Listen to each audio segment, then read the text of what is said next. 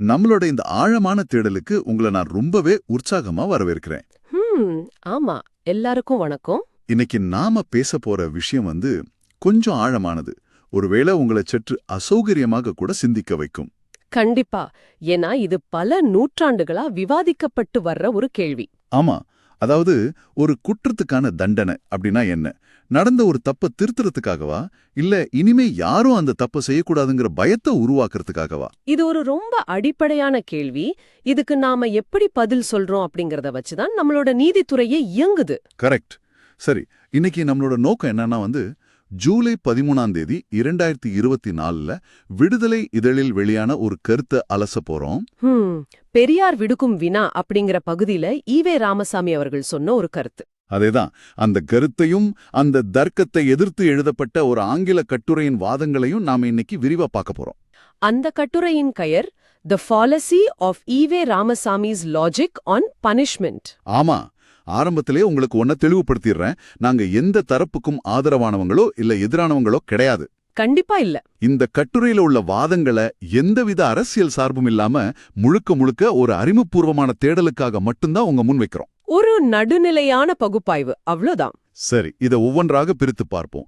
EV Ramasamy அவங்களோட அந்த குறிப்பிட்ட கருத்து என்ன, அதை இந்த கட்டுரையாளர் எப்படி எதிர்கொள்றாருன்னு முதல்ல நம்ம கவனிக்கலாம். இந்த ஒட்டுமொத்த விவாதத்தோட தொடக்க புள்ளியே ஈவே ராமசாமி அவர்கள் எழுப்பிய ஒரு கேள்விதான். தேசிய கொடியை ஏய்ப்பது தொடர்பான ஒரு கருத்தை அவர் முன்வைக்கிறார். அவர் என்ன கேட்கிறார்னா, சட்டப்படி கொடி எரிக்கப்பட்டால் கொலை தண்டனை என்று கூறினாலும் பாதகம் என்ன அப்படின்னு ஆரம்பிக்கிறார். ஒரு நிமிஷம், கொலை தண்டனையா? அதாவது ஒரு கடுமையான தண்டனை அப்படிங்கிற அர்த்தத்துல சொல்றாரு. தொடர்ந்து அவர் கேட்கறது தான் முக்கியம். என்ன கேட்கிறார்? எரிக்கப்பட்டது தானே, கொடி எரிக்கப்பட்ட பின்புதானே கொலை தண்டனை விதிக்கப்படும். அப்படி கொலை தண்டனை விதித்தவுடன் எரிந்த கொடியின் சாம்பல் முன்போல கொடியாகி விடுமா அப்படின்னு கேக்குறார். ஓஹோ, அதாவது கொடி எரிஞ்சு சாம்பல் ஆயிடுச்சு. அந்த செயலை செஞ்சவனுக்கு நீங்க என்னதான் கடுமையான தண்டனை கொடுத்தாலும் அந்த சாம்பல் திரும்பவும் பழையபடி கொடியா மாற போறது கிடையாது. ஆமா, அப்புறம் ஏன் இந்த தண்டனை அப்படிங்கறதா அவரோட தர்க்கம். பாக்குறதுக்கு இது ரொம்பவே ஒரு யதார்த்தமான பிராக்டிக்கலான கேள்வியா தோணலாம். நடந்ததை மாத்த முடியாது, அப்புறம் ஏன் தண்டிக்கணும் அப்படிங்கிற மாதிரி அப்படிங்கிறது தான். கட்டுரையாளர் இது ஏத்துக்கலையா? சுத்தமா ஏத்துக்கல. கட்டுரையாளரோட பார்வையில இது ஒரு அறிவார்ந்த கேள்வியாவே படல. மாறாக நீதி மற்றும் தண்டனை குறித்த ஒரு அடிப்படையான தவறான புரிதல் இதுன்னு அவரு ரொம்ப ஆணித்தரமா வாதிடுறார். ஆமா, அத படிக்கும்போது எனக்கும் கூட தோணுச்சு. தப்பு நடந்து போச்சு, தண்டனை கொடுக்கறதால என்ன மாறப்போகுது அப்படிங்கிற அந்த தர்க்கம் மேலோட்டமா கேக்குறப்ப ஒரு விதமான லாஜிக் இருக்கிற மாதிரி தெரியும். ஆனா உள்ள போய் பார்த்தா அதுல பெரிய ஓட்டை இருக்கு. அதேதான், கட்டுரையாளர் இத ரொம்ப கடுமையாவே விமர்சிக்கிறார். இது ஒரு சின்ன பிள்ளைத்தனமான தர்க்கம்னு அவர் வெளிப்படையாவே சொல்றார். இத விளக்கறதுக்கு அவர் பயன்படுத்துற முதல் உதாரணத்தை படிச்சப்போ எனக்கு நிஜமாவே தூக்கி வாரி போட்டுச்சு. அது ரொம்பவே ஒரு வலுவான உதாரணம். நீங்களும் இதை கொஞ்சம் யோசிச்சு பாருங்க. ஒரு பாலியல் குற்றவாளி இருக்கான்.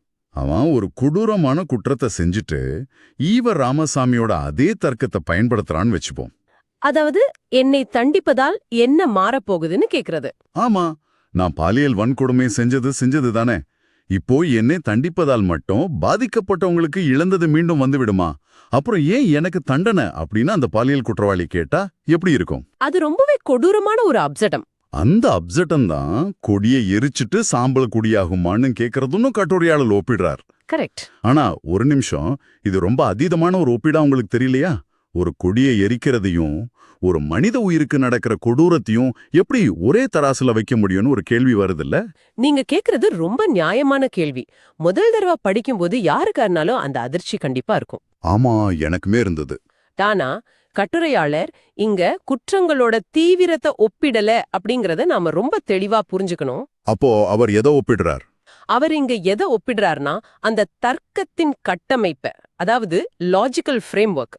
ஒரு தர்க்கம் சரியானதுன்னா அதை எந்த சூழ்நிலைக்கு பொருத்தினாலும் அது சரியா வரணும். ஓ, அந்த ஃபார்முலா எல்லாத்துக்கும் செட் ஆகணும்னு சொல்றீங்க.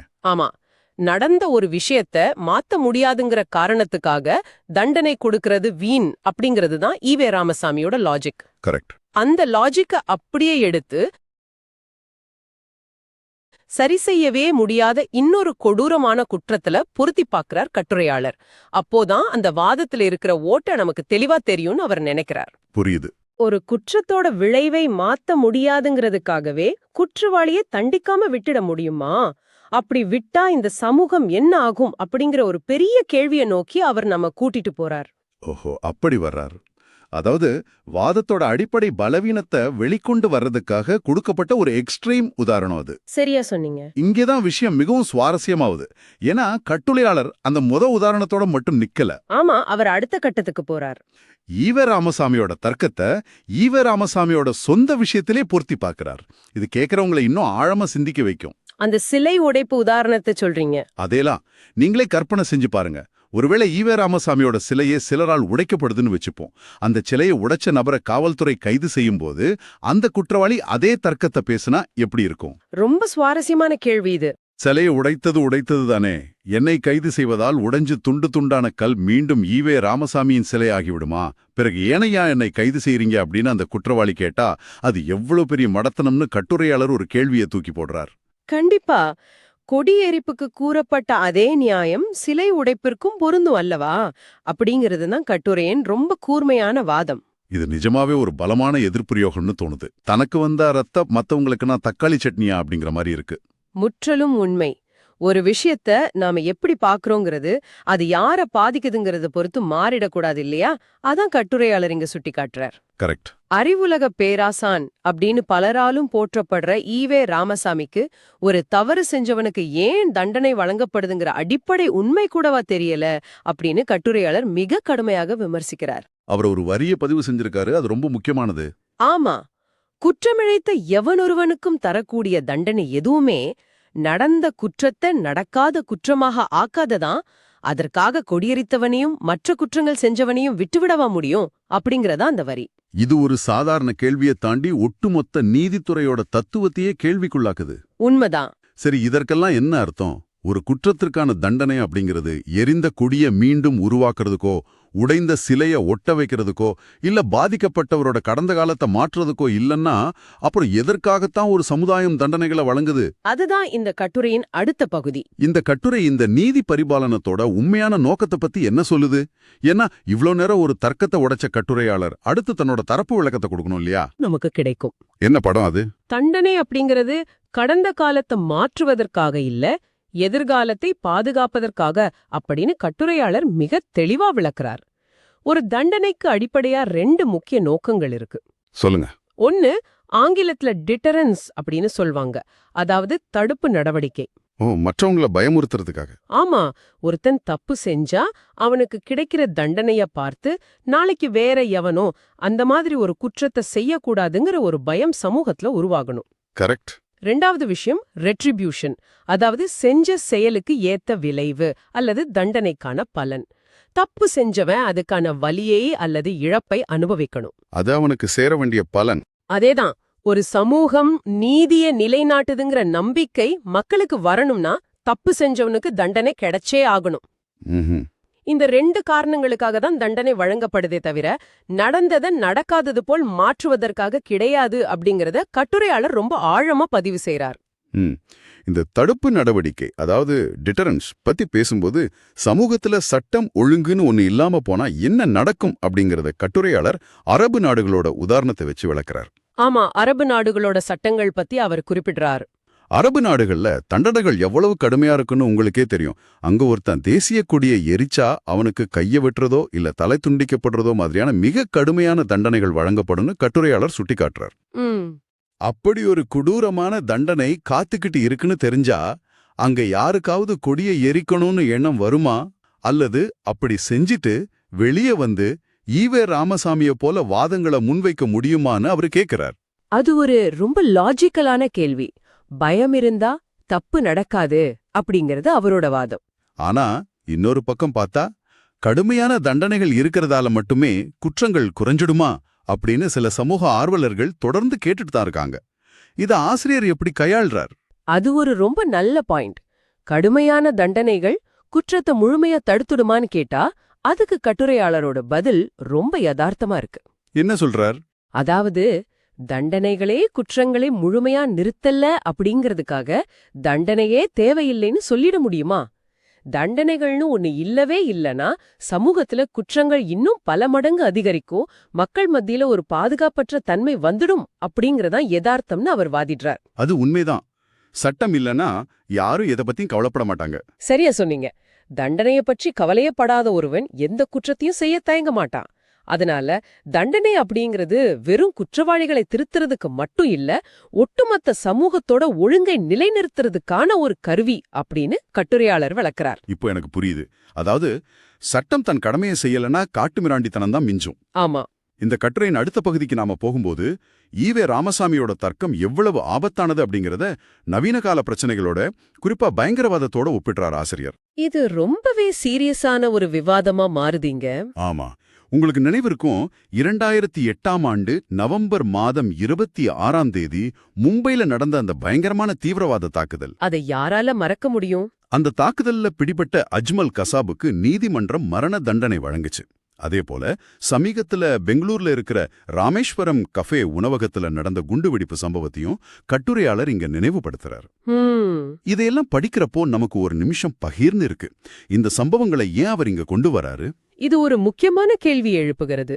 ஏன்னா பயங்கரவாத செயல்கள்ல ஈடுபடுறவங்களுக்கு ஈவே ராமசாமியோட இந்த தர்க்கத்தை நாம பொருத்தி பார்த்தா நம்ம சமுதாயம் என்ன ஆகும்னு கட்டுரையாளர் கேக்குறார். எப்படி பொருத்தி பார்க்க முடியும்? நீதிமன்றம் தூக்கு தண்டனையோ இல்ல ஆள் தண்டனையோ வழங்குதுன்னு வச்சுப்போம். சரி.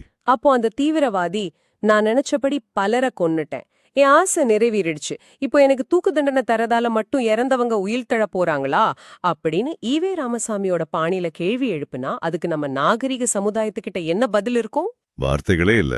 ஒருத்தன் செஞ்ச அழிவை சரி செய்ய முடியாதுங்கிறதுக்காக அவனை விட்டுடலாமா அப்படின்னு கட்டுரையாளர் மிக வலுவான ஒரு வாதத்தை முன்வைக்கிறார். இந்த இடத்துலதான் கட்டுரையின் முழு ஆழமும் நமக்கு புரியுது. இந்த வாதம் நிஜமாவே நம்மள சிந்திக்க வைக்குது. குண்டு வச்சவன் என் தண்டனையால இறந்தவங்க திரும்பி வருவாங்களா அப்படின்னு கேட்டா அதுக்கு நாம என்ன பதில் சொல்றது? இதை நம்ம எப்படி எதிர்கொள்றது? இதற்கான பதில நீதியோட உண்மையான முகம் என்ன அப்படிங்கறதன் மூலமா கட்டுரையாளர் விளக்குறார். என்னன்னு சொல்றார்? பல 100 அப்பாவிகளை கொன்ன ஒருவனுக்கு தண்டனை அளிப்பது அப்படிங்கிறது இறந்தவங்க மீண்டும் உயிருடன் வருவாங்க அப்படிங்கிறதுக்காக அல்ல. அந்த தண்டனை எந்த தவறும் செய்யாம கொல்லப்பட்ட அந்த அப்பாவி மக்களுக்கு நாம செய்யும் அஞ்சலி.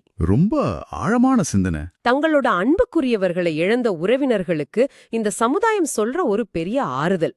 அவங்க வாழ்நாள் முழுவதும் சுமக்க போற அந்த மனக்காயத்துக்கு சட்டம் போடுற ஒரு சின்ன மருந்து. இதத்தான் நீதியின் உண்மையான நோக்கம்னு கட்டுரையாளர் ரொம்ப உணர்வுபூர்வமா பதிவு செய்றார். சிறப்பான விளக்கம். குற்றத்தால் பாதிக்கப்பட்டவங்களோட வலியும் அந்த வடுவும் வாழ்நாள் முழுது இருந்துகிட்டு தான் இருக்கும். அது எந்த சட்டத்தாலையும் முழுமையா மாத்திர முடியாது. ஆனா அந்த வலிக்கான நீதியை வழங்குறது சமூகத்தோட கடமை.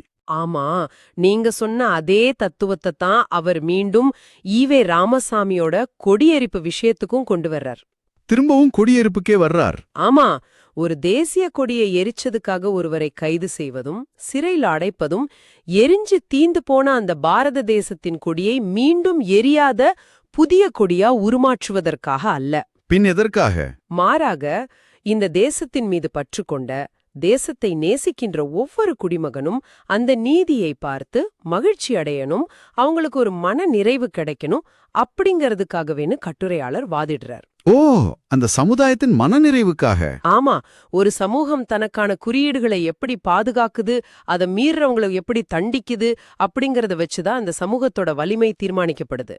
ஆஹா, ஒட்டுமொத்தமா கட்டுரையின் முடிவுரை என்ன சொல்லுதுன்னா, தண்டனை பற்றிய இந்த அடிப்படை உண்மைகளை உணராம, அதோட உளவியல் மற்றும் சமூகவியல் காரணிகளை புரிஞ்சுக்காம, எரிந்த கொடி மீண்டும் கொடியாகமா அப்படின்னு ஒரு மேலோட்டமான கேள்வியை கேட்கறது அறியாமையின் வெளிப்பாடுன்னு ஆசிரியர் சொல்றார். சரியாக சொன்னீங்க. இந்த உண்மை தெரியாம கூறப்பட்டதால தான் ஈவே ராமசாமியோட இந்த கருத்தை அரைவேக்காட்டு அறிவு, அதாவது ஹாஃப் பேக்டு நாலேஜ் அப்படின்னு கட்டுரையாளர் ரொம்ப வெளிப்படையாவே விமர்சிச்சு தன்னோட கட்டுரையை நிறைவு செய்கிறார்.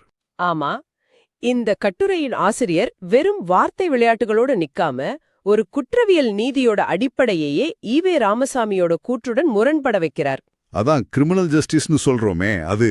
அதேதான். ஒரு தனிநபரின் கருத்து, அவர் எவ்வளவு பெரிய தலைவரா இருந்தாலும் சரி, நீதியோட அடிப்படை தத்துவத்துக்கு முரணா அமைஞ்சா அது கண்டிப்பா விமர்சனத்துக்கு உள்ளாகியே தீரும் அப்படிங்கறது இந்த கட்டுரை மிக தெளிவா காட்டுது. ஆமா, ஒரு தர்க்கம் அப்படிங்கிறது எல்லா இடத்துலயும் எல்லா சூழ்நிலையிலும் பொருந்தி வரணும். அப்படி வரலன்னா அந்த தர்க்கத்துல ஏதோ பிழை இருக்குன்னு தான் அர்த்தம். கண்டிப்பா. ரொம்ப சரியா சொன்னீங்க. இந்த விவாதம் முழுவதுமே ஒரு தர்க்கத்தை எப்படி அக்குவேறு ஆணிவேரா பிரிக்கலாம் அப்படிங்கறத நமக்கு கத்துக் கொடுக்குது. சரி, இதை கேட்டுக்கிட்டு இருக்கவங்களுக்கு நான் சில விஷயங்களை சொல்ல விரும்புறேன். நீங்க கட்டாயம் இதை கவனிக்கணும். இந்த விவாதம் ஏன் உங்களுக்கு முக்கியமானது? நாம வாழும் இந்த சமூகத்துல நீதியையும் தண்டனையையும் நாம எப்படி பார்க்கறோம் அப்படிங்கிறது ரொம்பவே முக்கியம். தண்டனைங்கிறது வெறும் பழிவாங்குற செயலா, இல்ல நாளைக்கு குற்றங்கள் நடக்காம தடுக்கிற ஒரு தடுப்பு நடவடிக்கையா, இல்லனா பாதிக்கப்பட்டவங்களுக்கும் ஒட்டுமொத்த சமூகத்துக்கும் சட்டம் வழங்குற ஒரு ஆறுதலா?